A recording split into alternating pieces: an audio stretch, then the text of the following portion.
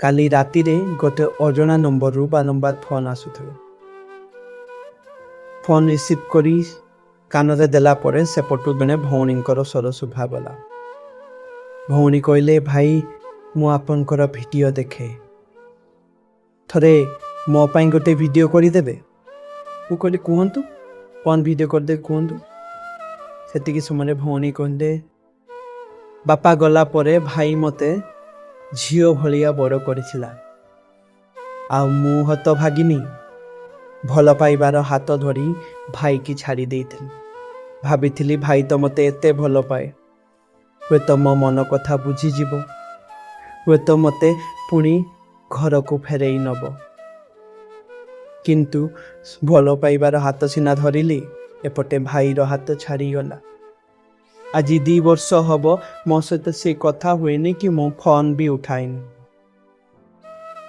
ପ୍ରତିବର୍ଷ ତା ହାତରେ ମୁଁ ରାକ୍ଷୀ ବାନ୍ଧେ, ପ୍ରତିବର୍ଷ ରାକ୍ଷୀର ପାଉଣା ପାଇଁ ତା ପାଖରେ କେତେ ଜିଦି କରେ।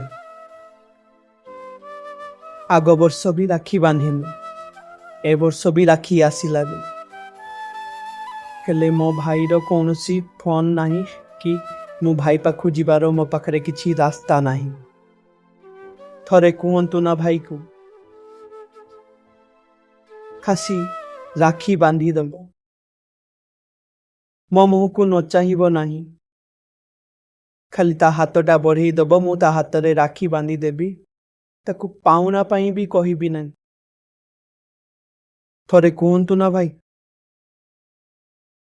ଏତିକି ଶୁଣିଲା ପରେ ସେପଟେ ସେ ଭଉଣୀ ଛୋଟ ପିଲା ଭଳି କାନ୍ଦି ଉଠିଲା,